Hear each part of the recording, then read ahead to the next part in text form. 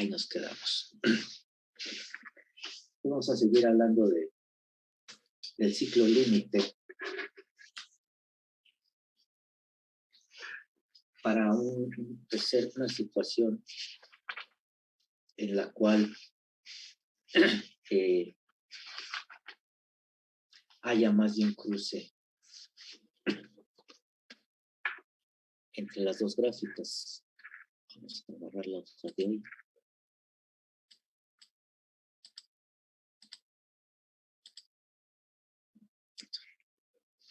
Se puede dar el caso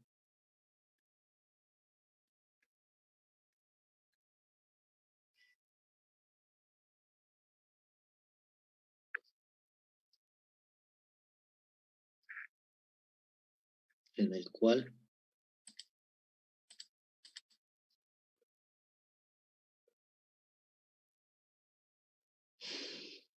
la gráfica de G de J omega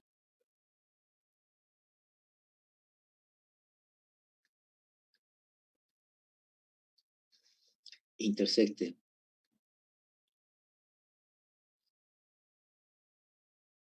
en más de un punto distinto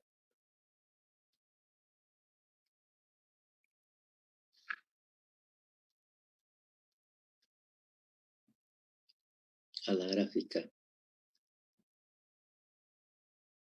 de menos 1 sobre n de J omega. Ya había comentado ayer que si la función descriptiva proviene de una no linealidad simétrica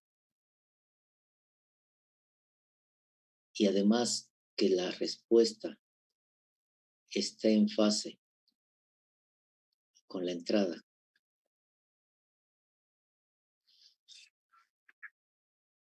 lo que va a suceder aquí es que AN y A1 son 0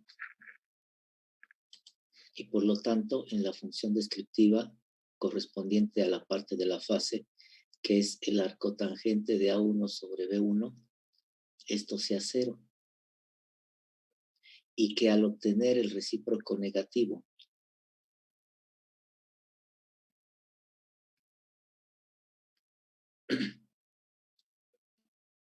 el 0 está abajo, perdón.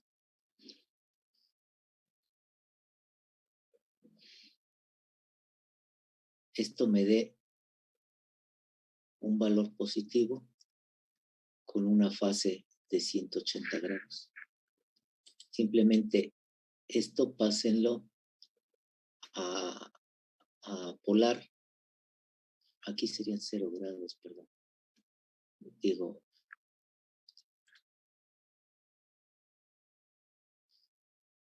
aquí sería más J0. Si esto lo pasan ustedes a polar, llegan a esto. Entonces, la fase es constante. Si nosotros trazamos en nuestro plano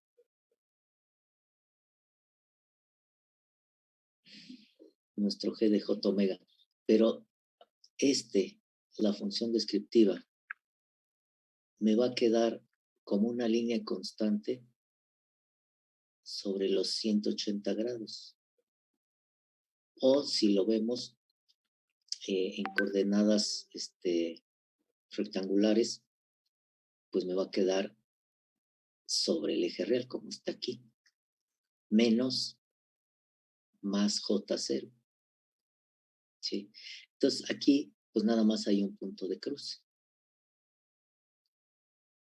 Pero ¿qué pasa si la no linealidad es asimétrica o si la respuesta no está en fase con la entrada? Pues que A1 va a ser distinto de 0 y que B1 va a ser distinto de 0.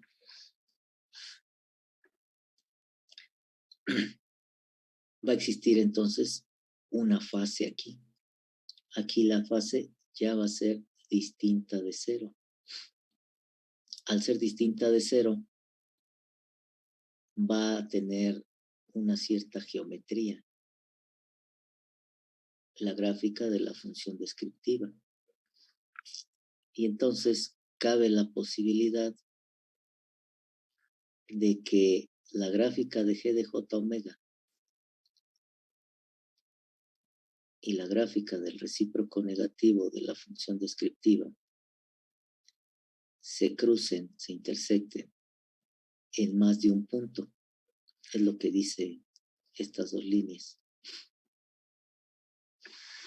Entonces hay que determinar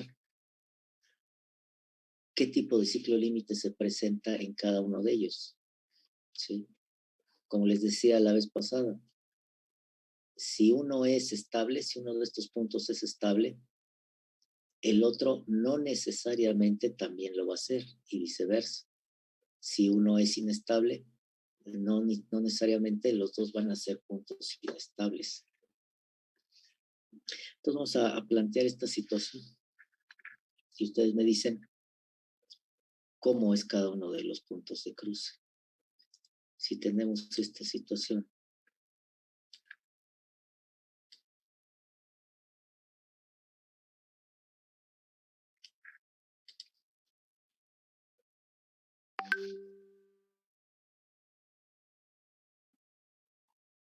G de J omega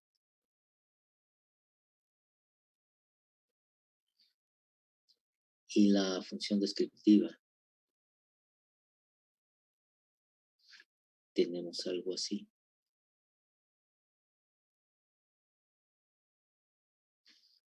Considerando que en este extremo las amplitudes de la señal senoidal o la amplitud de la señal senoidal son pequeñas y hacia este otro extremo tenemos amplitudes de la señal senoidal grandes.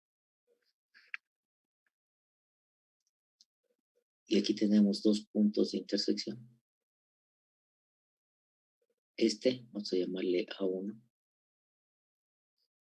y este vamos a llamarle A2. Entonces les pregunto, ¿cómo es el punto A1? ¿Estable o inestable?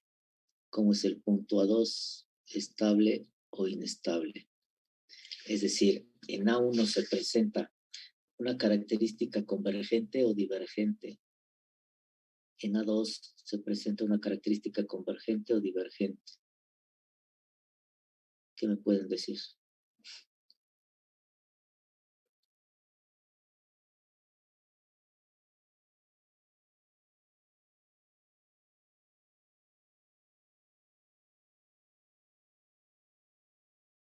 Les escucho. En A1 se tendrá un ciclo límite estable o inestable. En A2 se tendrá un ciclo límite estable o inestable.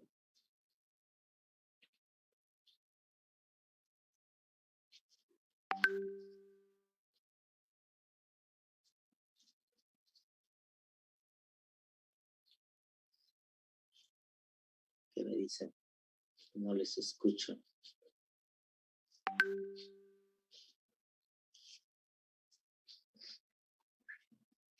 El Ángel, ¿qué nos puedes decir?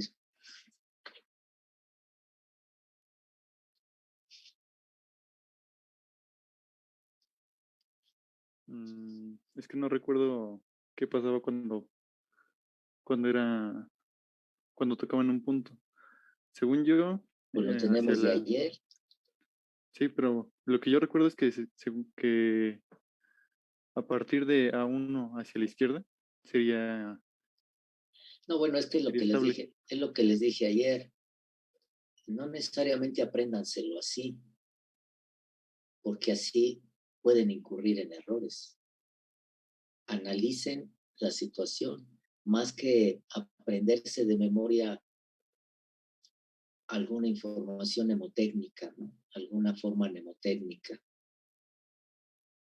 Analicen ahí el punto, en este caso A1 y A2, y automáticamente tienen la respuesta correcta sin la necesidad de andar buscando alguna coincidencia para facilitarles a ustedes esto.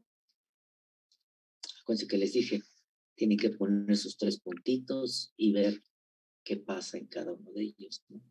Más que tratar de aprendérselos de memoria, porque les cambian la situación y les pasa lo que te está pasando, ¿no? Que se pierden o que empiezan a dudar. Entonces, ¿qué me pueden decir? A ver qué dicen en el chat.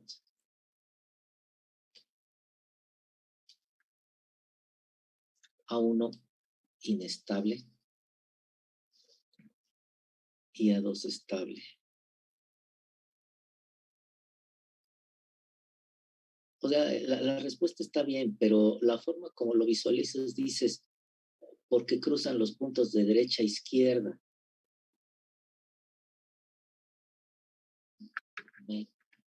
Yo les pido otra vez por enésima vez que no se lo aprendan como una regla mnemotécnica, sino que aprendan a analizar la situación, pero pues como que no les gusta analizar, ¿verdad? Entonces sí, A1 es inestable.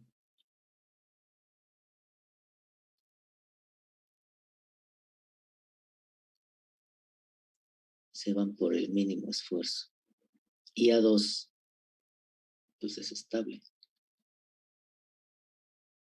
Y es que no siempre les va a funcionar esa manera de ver las cosas, ¿eh? Y sobre todo en ingeniería.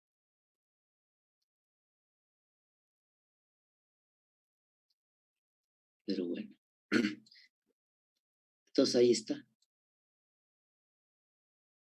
¿Sí? El problema es que si ahorita algún compañero dice, yo no le entendí, y le digo al que me contestó en el chat, a ver, explícale, y le explicas como le explicaste, pues muy difícilmente te va a entender el por qué, ¿no? Y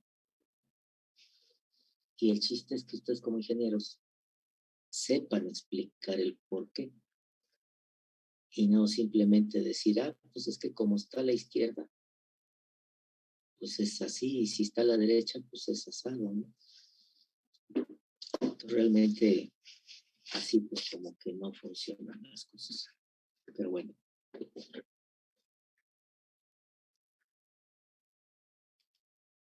Lo que nos interesa, una vez que ya determinamos que hay un ciclo límite, es saber en este punto de intersección 3 parámetros de importancia. La magnitud de G de J omega, la frecuencia y la amplitud de la señal senoidal a la cual sucede el ciclo límite. ¿Sí? Nos interesa saber esta información porque si tuviéramos este caso que está aquí planteado y ya analizamos e inferimos que en el punto A1 se presenta un ciclo límite inestable, entonces es conveniente saber a qué frecuencia y a qué amplitud de señal senoidal se va a dar esta situación, para que entonces uno tome medidas y evitar que esta situación se presente. Es decir, que al mismo tiempo una determinada frecuencia y una determinada amplitud de la señal senoidal se presenten para evitar el caso inestable en el ciclo límite. Entonces, esta información es importante conocerla. No nada más quedarnos en que, sí, es un ciclo límite de tal característica, sino ir un poco más allá conociendo esta información. Y para conocer eso, pues hay que graficar estos 2 lugares geométricos, G de J omega y menos 1 sobre N de J omega. Y para graficarlos, pues hay 2 maneras básicas. De forma exacta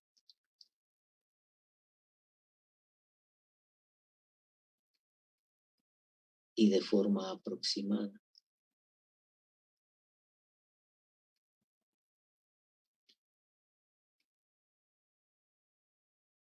la manera de trazar el diagrama de Nyquist, el diagrama polar, de alguna manera ya ustedes lo vieron en control 1. Entonces, se supone que ya ahorita ustedes ya tienen una forma de poder trazar el diagrama de Nyquist. Sin embargo, en la forma exacta para el diagrama de Nyquist se hace proponiendo valores de frecuencia, desde valores pequeños hasta valores grandes. Y para cada valor de frecuencia se va obteniendo la magnitud y su fase.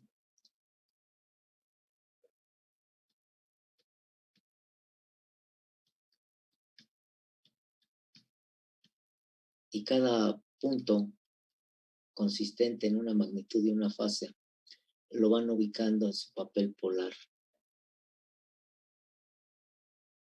o papel milimétrico según trabajen.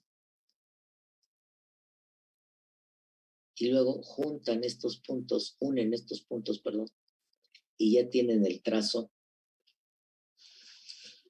de manera exacta de la gráfica polar de Nyquist. Y para trazar la función descriptiva, ahora ustedes proponen valores de amplitud de la señal senoidal desde valores pequeños hasta valores grandes. Y calculan la función descriptiva.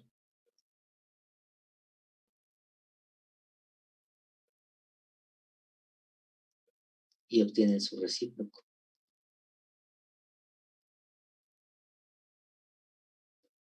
Entonces van graficando estos puntos.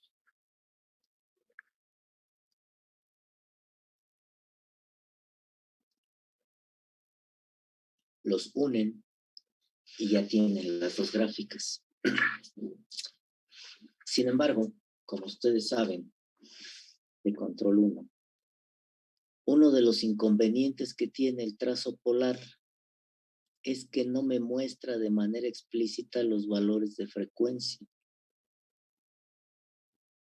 Algo que se hace cuando uno traza un diagrama de Nyquist es que en cada punto que uno ubica aquí, provenientes de haber evaluado la función en la frecuencia para un valor determinado de frecuencia, pues va poniendo aquí qué valor de frecuencia le corresponde a ese punto.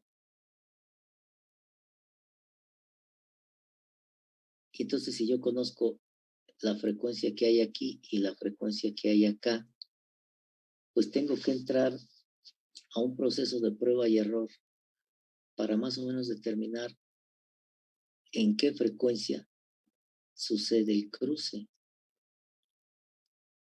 lo cual pues conlleva tiempo, ¿no? Ahora,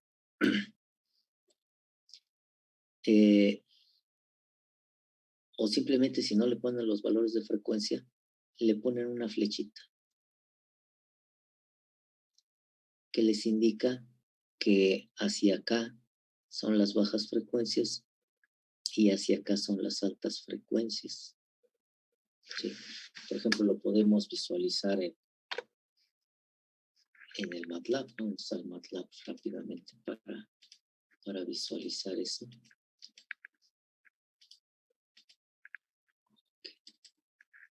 No me da, cambiando en color negro. Ahí estamos.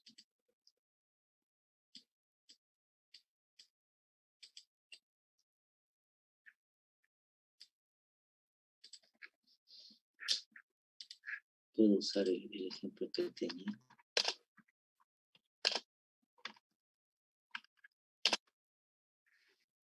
Por ejemplo, aquí, ¿no? Lo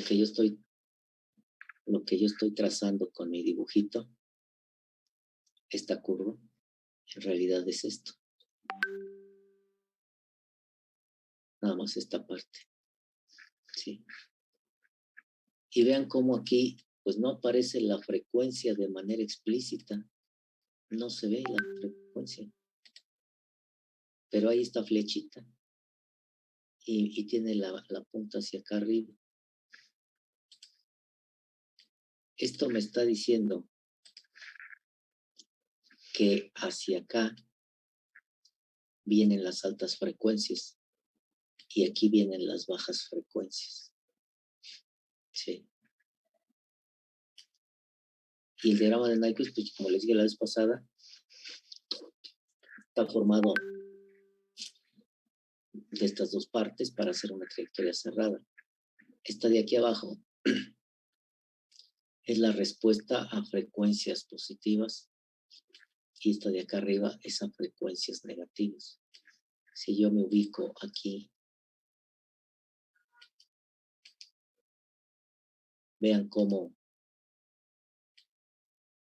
ahí están las bajas frecuencias, 0.09, y cómo hacia donde marca la flecha, las frecuencias van aumentando. 2.13, 2.2, 3, 4, 5, 8, 25, 1 por 10 a la 3. Entonces ahí están las altas frecuencias. Y vean la frecuencia es positiva. 2.57, 2.18, 2.4, 1.9. Y si ahora yo lo hago sobre la otra mitad, vean la frecuencia negativa. Menos 1.2, menos 2, menos 2, menos 3, etc. Menos 1 por 10 a la 8. Entonces, ¿qué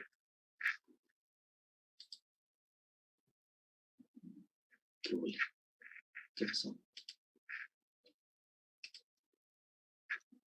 ¿Qué están viendo? ¿La pizarra? De pronto le di acá y se perdió. Ahí está. Y esto es de forma exacta. Entonces, como nada más tengo un indicativo de por dónde van las frecuencias, y yo tengo que empezar a hacer un procedimiento de prueba y error para encontrar este valor exacto. Sin embargo, hay procedimientos analíticos que nos lo van a permitir obtener. El problema es que para calcular de manera analítica la magnitud, la frecuencia y la amplitud, es que tenemos que garantizar que se dé el cruce de las dos gráficas. Muchas veces preferimos, y así nos ha formado el Politécnico, ¿no? Irnos rápidamente a los cálculos. Vamos a calcularlo.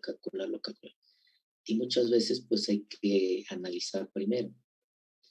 En este caso tenemos que estar seguros de que se da este cruce, de que existe el ciclo límite antes de calcular esto. Si no se da este cruce y yo calculo estos parámetros, voy a obtener un valor, pero van a ser valores inexistentes porque ni siquiera va a haber un cruce. De ahí que trazar primero las gráficas es importante. Hacerlo de manera exacta les va a consumir mucho tiempo. Y entonces muchos prefieren hacerlo de manera aproximada. ¿Cómo se traza esa gráfica? De manera aproximada. Para trazar a G de J omega, es decir, el diagrama polar de Nyquist, ustedes tienen que evaluar la función en la frecuencia para una frecuencia tendiente a 0. Y con eso obtienen un punto en el extremo, ya sea aquí o abajo, dependiendo cómo ve. Y luego analizan para una frecuencia tendiente a un valor muy grande. Y eso les da un punto en el otro extremo. Pero si vemos la gráfica antes de que haya algo ahí, me va a dar un punto en un extremo y un punto en otro extremo. y luego tengo que trazar la gráfica. ¿Cómo trazan la gráfica? Son 2 puntos, alguien puede trazarla así. Como me ven que hago esta curvita, pues alguien puede decir, no, pues entonces es así. Pero alguien puede decir, no, pues es así. O así. La cosa es que hay muchas posibilidades que puede tener el trazo. Entonces, con 2 puntos nada más, es complicado tratar de obtener una gráfica aproximada polar de Nyquist. Entonces, se requiere al menos de 3 puntos, cuando menos. Si ustedes tienen 3 puntos, ya tienen más o menos una información de cómo puede ir la gráfica.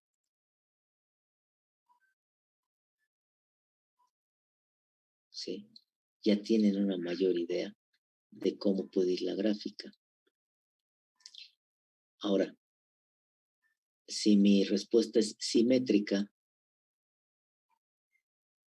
ya dijimos que nuestro lugar geométrico de las raíces va a estar aquí. Imagínense que así queda.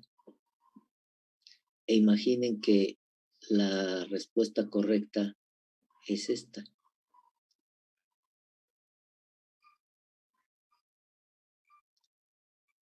Y que ustedes nada más generaron 2 puntos para la frecuencia tendiente a 0 y frecuencia tendiente a un valor muy grande. Y que ustedes deciden que esta sea la respuesta. Aquí están cometiendo un error muy fuerte, porque el sistema podría estar presentando un ciclo límite cuando ustedes lo están dictaminando como estable, el sistema, que ni siquiera hay un ciclo límite. Entonces vean que la zona de interés es aquí, sobre el eje real, o sobre los 180 grados, según el papel que estén usando, polar o rectangular. Entonces no me interesa esto, no me interesa esto, me interesa aquí nada más. Por lo tanto, tengo que darle prioridad a poder encontrar un punto sobre el eje real o los 180 grados por donde va a pasar la gráfica de Nyquist. ¿Sí? Y con eso yo tendría un tercer punto que ya me permite trazar adecuadamente o más aproximadamente, por eso es forma aproximada, la respuesta en la frecuencia del sistema de la planta. Para poder encontrar este tercer punto, se requiere lo que evitan al hacerlo de forma exacta. Muchos no lo hacen de forma exacta porque se requiere expresar a G de J omega como parte real y parte compleja. Separarlo en parte real y parte compleja. Y aunque parezca imposible, a estas alturas de su carrera, hay muchos que no pueden separar una función en la frecuencia en parte real y en parte imaginaria. Simplemente no pueden. Y eso lo he visto al paso del tiempo que he dado la materia, que he estado dando clase, que hay muchos que no pueden llegar a esto. Y entonces, para evitar hacer esto, y luego ya teniéndolo en forma rectangular, lo pasan a forma polar.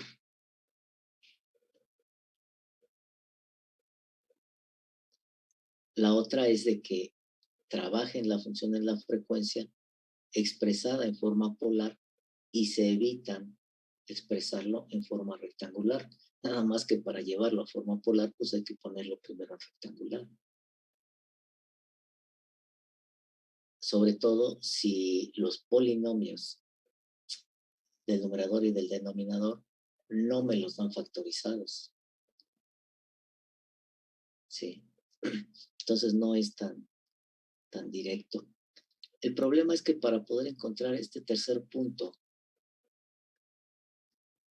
requiero de esto, de expresar la función en la frecuencia como parte real y como parte imaginaria. Y muchos evitan esto para ahorrar tiempo y para evitar esta manipulación algebraica. Y se van a la forma aproximada. Nada más que en la forma aproximada, pues deben de tener un mayor conocimiento del proceso del sistema para poder trazar adecuadamente su gráfica de Nyquist. Aquí hay que saber cómo es una gráfica de Nyquist para un sistema de primer orden, de segundo, de tercero, de enésimo orden. Porque aquí me ven trazar siempre esta figurita así. ¿Sí? Así, esta curva. Pero no siempre va a ser así. Va a haber ocasiones en que caiga acá, hacia arriba, hacia abajo.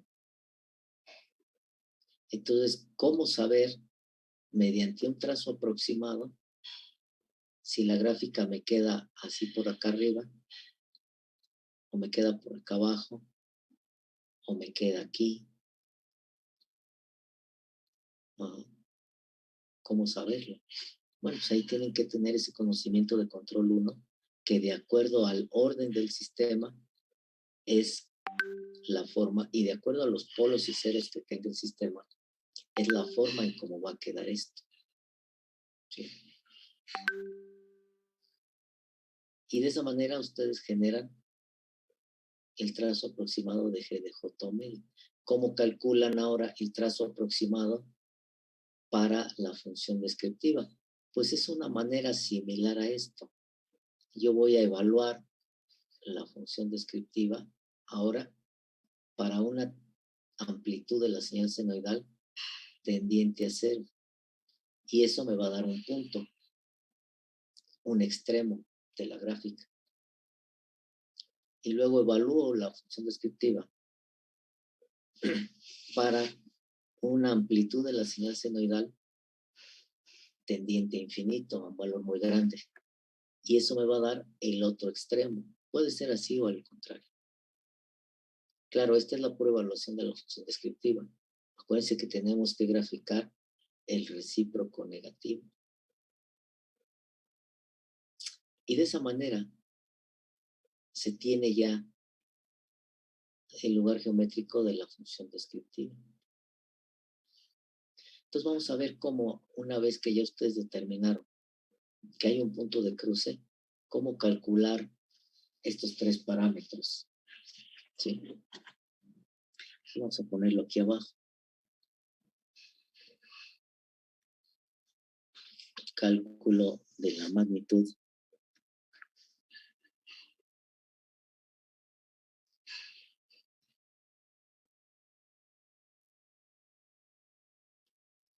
de G de J omega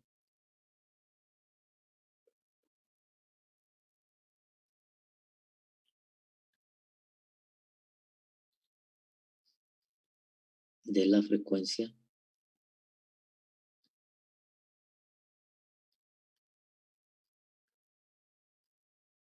y de la amplitud de la señal senoidal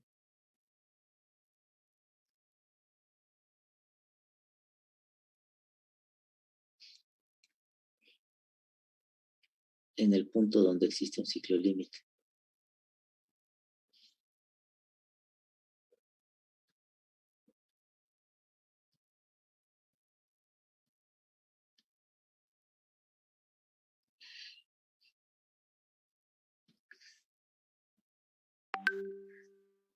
Entonces, tenemos esta situación.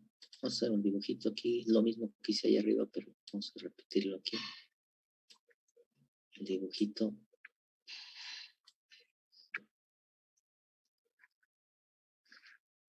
Vamos a tener la G de J omega.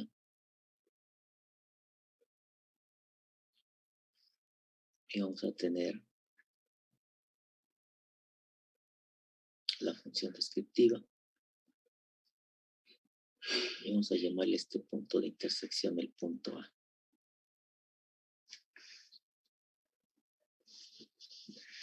En el punto A, aquí esto es real y esto es imaginario.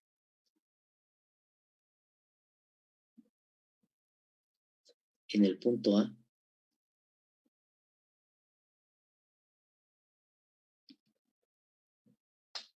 G de J omega, vamos a ponerle que esto es G de J omega, y que esto es el recíproco de la función de transferencia, de la función descriptiva, perdón. En este punto A, para que se dé el cruce, la función en la frecuencia es igual al recíproco negativo de la función descriptiva. Es decir, que la parte real de G de J omega es igual con la parte real de menos 1 sobre n de J omega.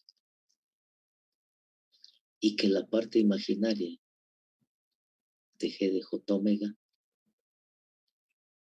es igual con la parte imaginaria de menos 1 sobre n de J omega. Eso sucede en el punto A.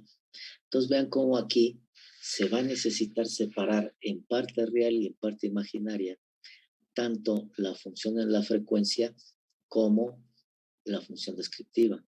Entonces, si nosotros no lo queríamos evitar acá, y por eso no graficamos de forma exacta, sino que nos fuimos a la forma aproximada, si se diera un ciclo límite, fíjense, si se diera un caso estable, pues ya, ¿no? Fue estable, no hay que hacer más. Aquí sí valió la pena la forma aproximada. Si el sistema es inestable, pues ya no hay nada que hacer. Entonces, bueno, ver cómo estabilizarlo, ¿no? Pero al menos aquí ya se dictamina que es inestable. Y también valió la pena la forma aproximada. Si el sistema es un ciclo límite, pues también vale la pena la forma aproximada, pero para calcular los parámetros en los cuales sucede el ciclo límite, voy a tener que calcular, separar en parte real y parte imaginaria las dos funciones. Y ahorita vamos a ver que para calcular la frecuencia a la cual existe el cruce de las dos gráficas, ¿sí? Es decir, para encontrar el tercer punto de la gráfica polar que me permita trazar de manera aproximada, de mejor forma, la respuesta, voy a tener que igualar la parte imaginaria de G de J omega con la parte imaginaria de la función descriptiva. Entonces no me escapo de esto. No me escapo de esto. ¿Sí? Y lo voy a tener que hacer. Para calcular la frecuencia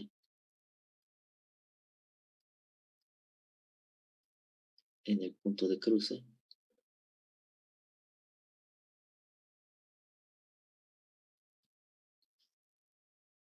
yo tengo que igualar la parte imaginaria de G de J omega con la parte imaginaria de menos 1 sobre n de J omega. Y esto resolverlo. No llevo numeración, ¿verdad?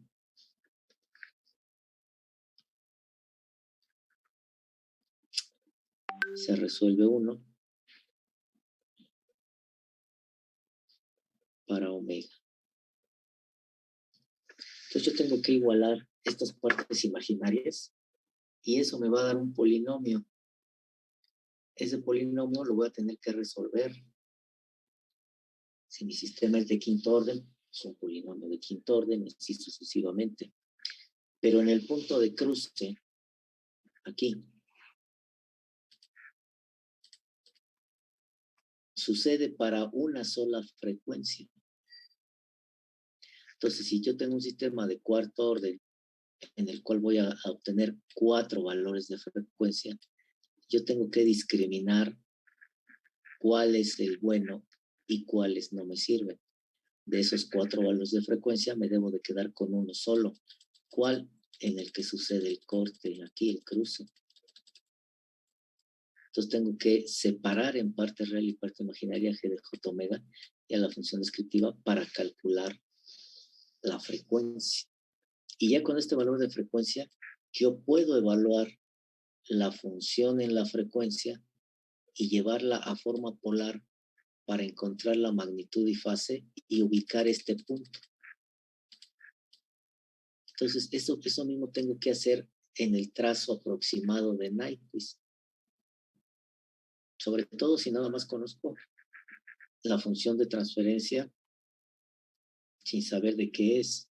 Hay situaciones en las cuales, dependiendo el sistema que represente la función de transferencia, podríamos sacar otros puntos aparte del de corte, del de cruce. Pero si nada más tengo la pura función de transferencia, tendría que ser un procedimiento como este. Igualar las partes imaginarias para calcular la frecuencia a la cual sucede el corte, el cruce, y luego evaluar la función en la frecuencia para obtener la magnitud y la fase de aquí, ¿sí? De este tercer punto, y aunado con los extremos, ya tener 3 y poder trazar la gráfica polar. Entonces, para calcular la magnitud de G de J omega, para calcular la magnitud de G de J omega,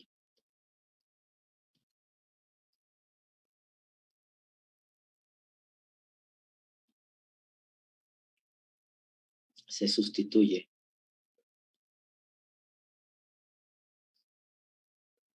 el valor de la frecuencia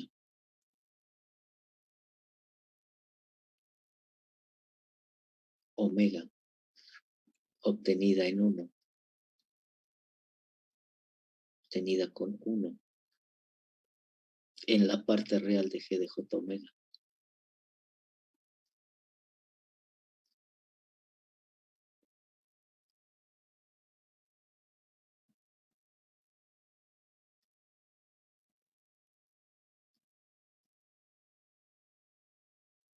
Así es como calculan ustedes la magnitud.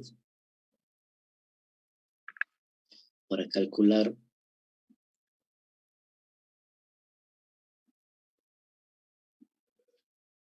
la amplitud de la señal senoidal,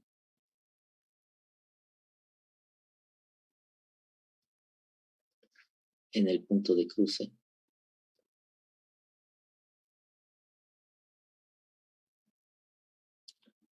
se van a tener que igualar la parte real de G de J omega con la parte real de menos 1 sobre n de J omega. Esto me va a dar una ecuación trigonométrica no lineal que hay que resolverla. En ocasiones la ecuación queda tan directa que nada más con una pequeña observación se puede llegar al resultado. Y en ocasiones hay que emplear alguna otra forma de resolverla, ya sea prueba y error o, por ejemplo, en mi caso yo utilizo Newton-Raphson. ¿Sí? Estamos a ponerle la 2. Resolviendo 2.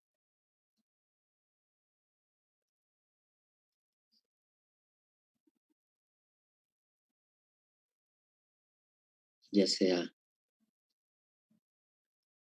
a prueba y error o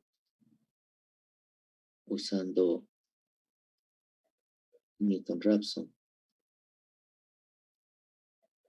debido, se obtiene el valor de A, de E.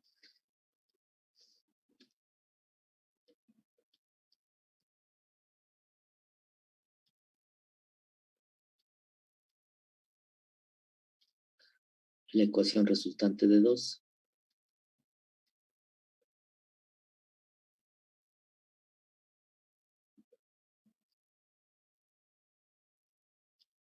generalmente es una ecuación no lineal trigonométrica.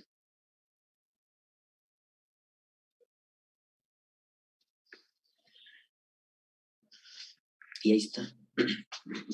De esa manera es que ustedes calculan estos parámetros, ¿sí?,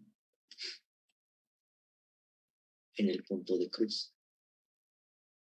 Vamos a hacer un ejemplo ya completo. Una no linealidad con una función de transferencia en serie y hacemos todo el procedimiento. Analizamos la no linealidad, obtenemos su modelo, obtenemos la respuesta de la no linealidad ante una entrada senoidal, obtenemos el modelo de la respuesta, calculamos la función descriptiva y analizamos la estabilidad. ¿Sí? Entonces vamos a hacerlo. Ese ejemplo. Antes de pasar al ejemplo, les comento que ya está ahí habilitado en Moodle la actividad de retroalimentación que les comentaba ayer. Para el que quiera participar, para el que quiera responder las preguntas. Son como 6 o 7, no les quita mucho tiempo. Entonces, como les comenté, eso no da puntos para la calificación, pero tampoco quita. Y es opcional para el que lo quiera responder, ¿no? Entonces, si alguien lo quiere responder, pues se les agradecerá. Si no, pues no hay ningún problema. Entonces ya está ahí disponible en Moodle y va a estar ahí hasta el 15 de diciembre para el que guste responder. Ejemplo.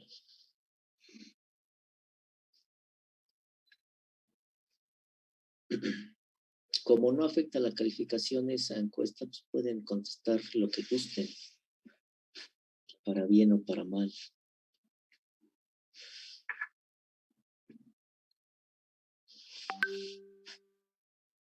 Ejemplo. Analizar la estabilidad.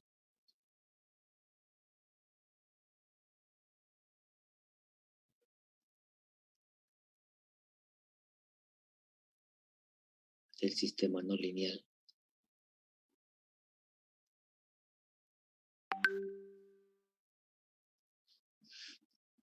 Siguiente. Para KL igual con 1 y KL igual con 3. ¿Qué es KL? KL va a ser o es una ganancia externa que hace las veces de compensación.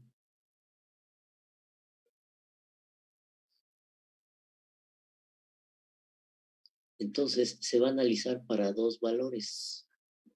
Porque aquí sería la forma de poder llegar a una compensación. Voy a tener, por ejemplo, esto.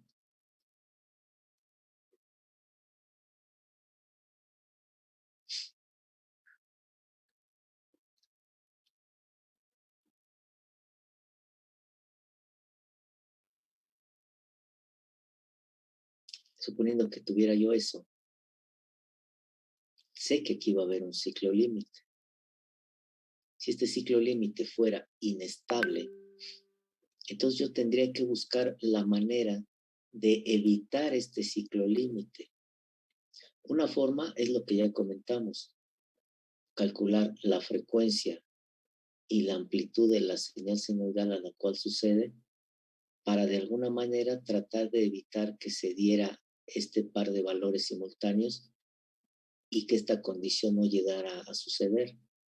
Pero si esto no es posible evitarlo, entonces a través de una ganancia externa se puede hacer que la respuesta de la planta se modifique. Entonces, dependiendo del valor, la respuesta de la planta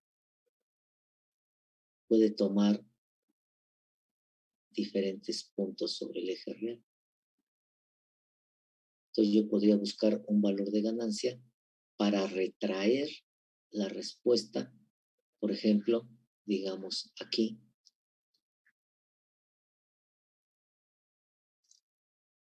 Y si aquí está la función descriptiva, pues el sistema ya está estable, porque la función descriptiva ya me queda a la izquierda de G de J omega. Entonces, a través de una ganancia, yo logré estabilizar esto, evitar la condición de inestabilidad, de ciclo límite inestable. ¿Sí? No puedo estabilizarlo porque eso implica más. Si el sistema fuera inestable,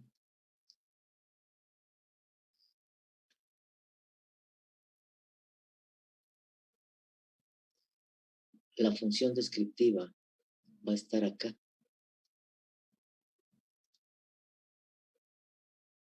Entonces, aunque yo lograra cambiarle el sentido al comportamiento de la planta y ponerlo aquí, de todos modos, como esta es una trayectoria cerrada, va a encerrar a la función descriptiva y además aquí tengo gráfica. Entonces no logro evitar poner esto de este lado o no logro poder poner esto de este lado. Entonces no podría estabilizarlo. La única forma que tengo es a través de esta ganancia poder posicionar la respuesta de la planta con diferentes posiciones respecto al eje real para poder o ampliar o retraer su respuesta y evitar la situación de ciclo límite. Le he puesto subíndice L para diferenciarla de la K que va a tener el efecto no lineal. El sistema está dado por esto. Un bloque con una no linealidad, que en este caso va a ser la zona muerta, y una función de transferencia de la planta. Entonces vamos a tener lo siguiente.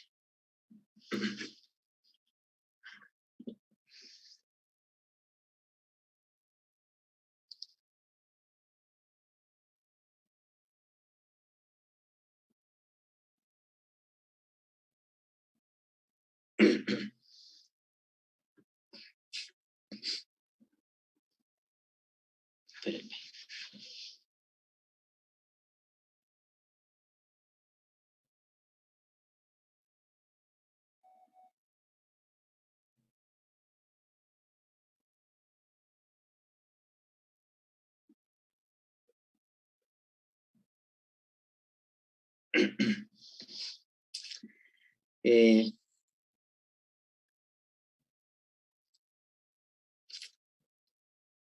La no linealidad va a ser la de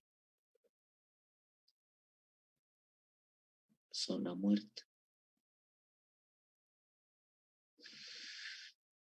Vamos a hacerlo lo menos feo posible. Bueno, eso está difícil, ¿no?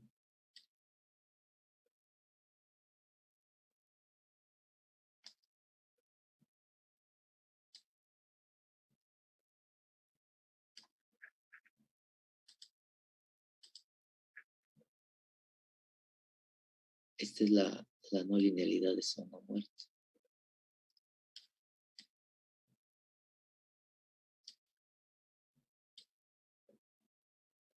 Simétrica. Esto va a formar parte de un bloque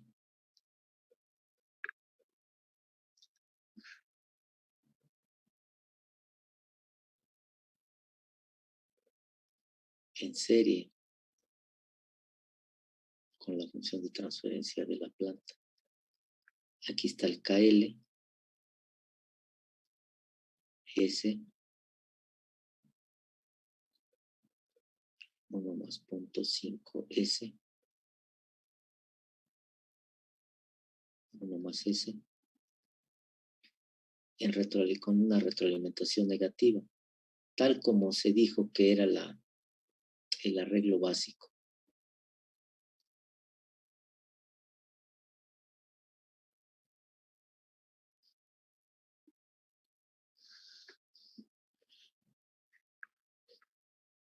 Solución.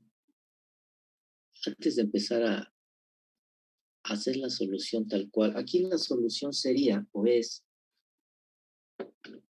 obtener primeramente la respuesta de la no linealidad ante una entrada senoidal.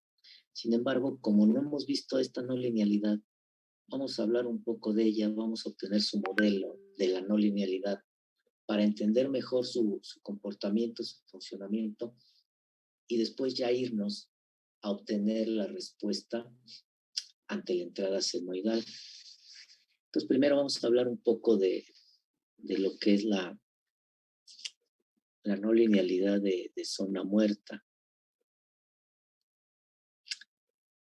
La no linealidad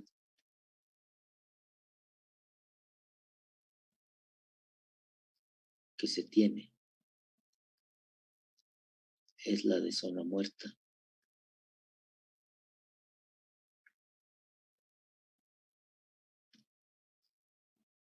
En esta no linealidad, la característica que tiene es que hay entrada al sistema, pero no hay salida. ¿Sí? Es una de las características que tiene esta no linealidad. La entrada existe, pero la salida es cero. Después de un tiempo o de un espacio de tiempo aquí, hay una banda proporcional, tanto para valores negativos como positivos. Y entonces, cuando ya llega a la región proporcional, pues ya la salida ya va proporcional a la entrada. Esto también se conoce como retardo de tiempo. La zona muerta mete un retardo de tiempo al sistema. Y en control 1 les hablaron de esos conceptos de retardo de tiempo, pero allá lo manejan como retardo de transporte. ¿Sí? Y normalmente pues lo dan con un valor exponencial. Y para poder trabajar esta función hay que llevarla a una manera como una función de transferencia, con un numerador y un denominador. Y mediante la aproximación de Paden, ustedes llevan esto a esta forma, ¿no? Eso se ve en control 1. Y entonces ya pueden trabajar una función de transferencia aproximada a una función con retardo de tiempo. Esto cuando se trabaja de manera lineal, de manera continua. En el caso de un efecto no lineal, pues lo representamos de esta manera. ¿Sí? Entonces aquí podemos poner que la figura que se muestra, y se llama retardo de transporte porque generalmente el efecto se da en eso, ¿no? Al transportar algo. El ejemplo típico que ponen, pues es el de una banda.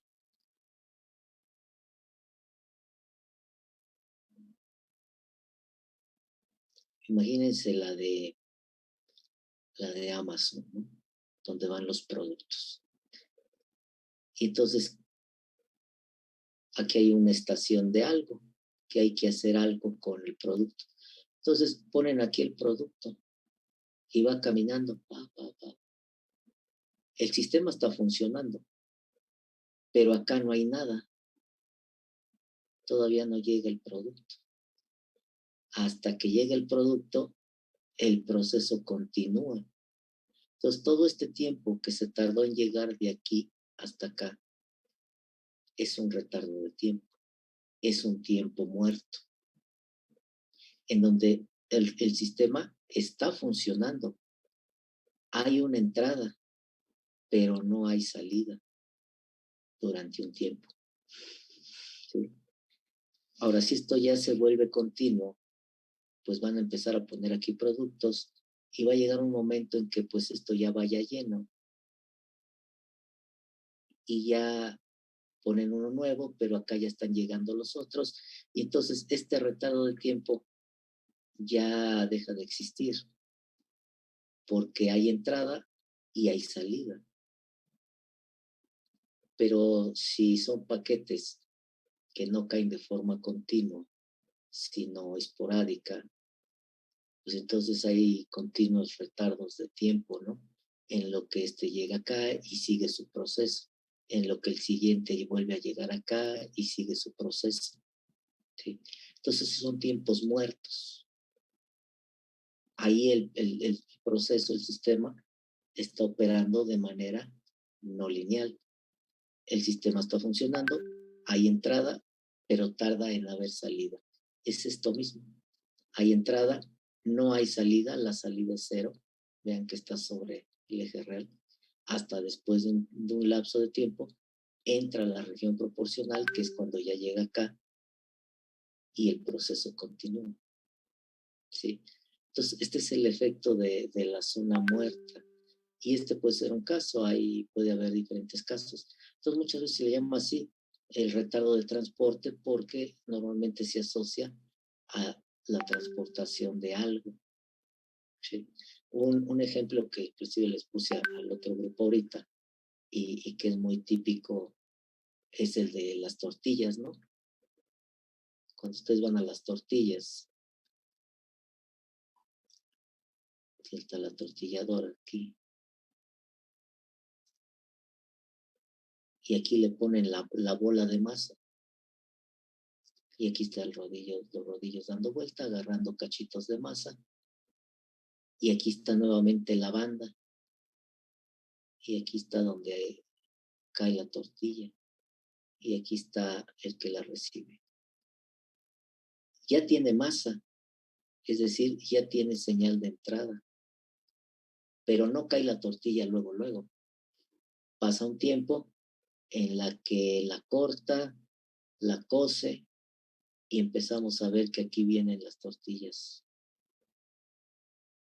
Y luego ya empiezan a caer aquí y ya las empieza a agarrar para venderlas, ¿no? Entonces, hay un tiempo muerto, hay un retardo de tiempo desde que el proceso está funcionando, la máquina está funcionando, hay una entrada aquí que es la masa, pero no hay una salida. Hay un retardo de tiempo, hay un tiempo muerto en lo que empieza a salir o tener señal de salida este procesito. ¿Cuál es su señal de salida? La tortilla terminada. ¿Cuál es su señal de entrada? La masa que está aquí arriba en el feeder en el alimentador. ¿Sí? Entonces ahí tiene otro ejemplo de retardo de tiempo. Y dependiendo de niveles, industrial, comercial, etcétera, se dan estos efectos de retardo de tiempo. Entonces aquí vamos a tener un valor de K que corresponde a la región proporcional. Y aquí vamos a tener un valor. A veces viene con B de banda, a veces viene con D de dead, y así está configurada la zona muerta. Por lo tanto, si la banda muerta va de aquí hasta acá, pues aquí hay B sobre 2 y acá hay menos B sobre 2. Es la razón por la cual aquí a esta ganancia le puse el subíndice L para diferenciarla de esta, porque una vez que tengamos la función descriptiva me va a quedar en términos de esta K, y como se va a juntar con esta función de transferencia, puede haber conflictos entre cuál es cuál, ¿no? Entonces, por eso la diferencia. Ahora, este dibujo que se está poniendo ahí es una aproximación idealizada, es una representación idealizada, vamos a poner. La característica estática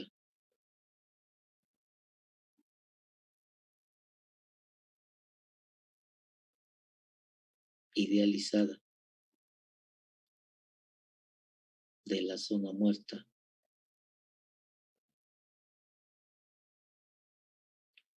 es la que se muestra en la figura.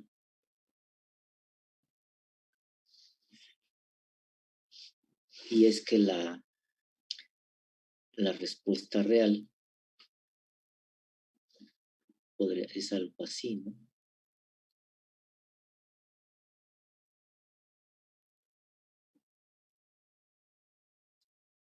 Para poderle reproducir estas curvaturas a la gráfica real, necesitaríamos de una función no lineal.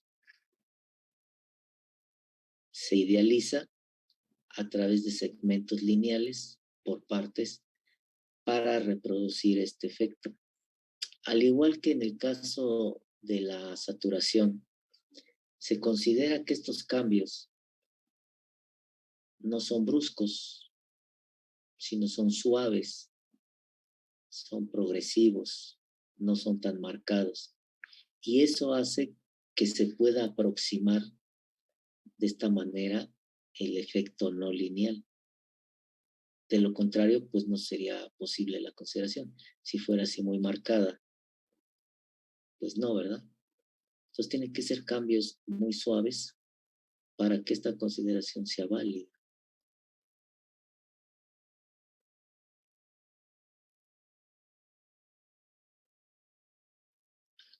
De la idealización. Entonces, ya que se conoce esto, pues hay que hay que obtener el modelo matemático de la no linealidad.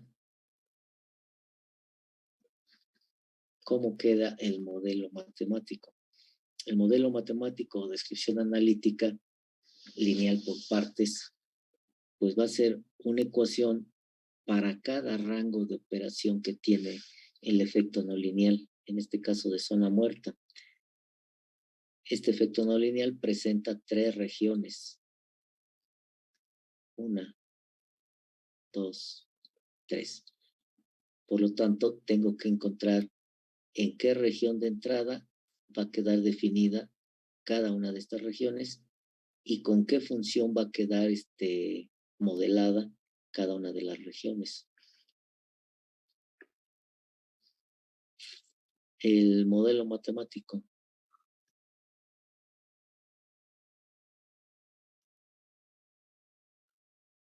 lineal por partes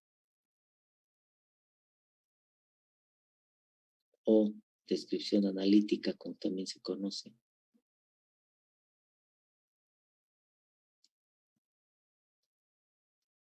de la no linealidad de zona muerta es la siguiente. Entonces yo voy a tener y de t, la salida, igual a un conjunto de 3 regiones con su correspondiente función. Entonces, la primera de ellas va a ser cuando la entrada, cuando u de t sea mayor o igual a menos b sobre 2, pero menor o igual a b sobre 2. ¿En dónde ando en la no linealidad, pues ando en la zona muerta. ¿Cuánto vale la salida aquí? Les pregunto. 0. Cero. Cero exactamente. Cero. Después, cuando la entrada, la otra región, cuando la entrada sea mayor a B sobre 2, es decir, a esta entrada hasta por acá, ando en esta región proporcional. ¿Cómo es la salida aquí en la región proporcional?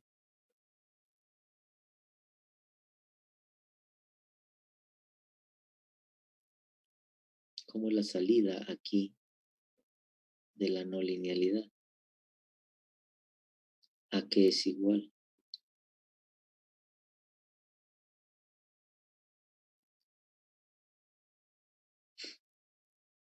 Es K por U de T. Fíjense, recuerden en la anterior, la saturación.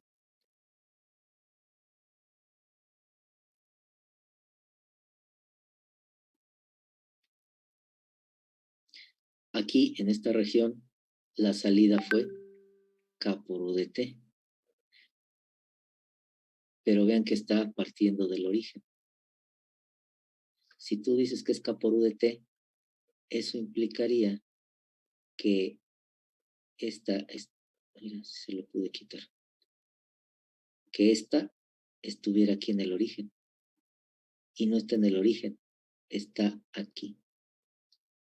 Si fuera K por U de T, como dijiste, implicaría que partiera del origen, como en el caso de la saturación.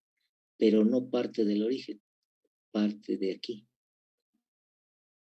Entonces, ¿a qué es igual la salida? A ver qué dicen en el chat. K por B sobre 2. No.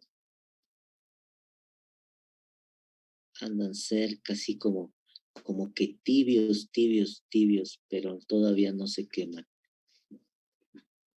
Entonces, ¿a qué es igual? No puede ser K por U de T porque, repito, sería esta situación.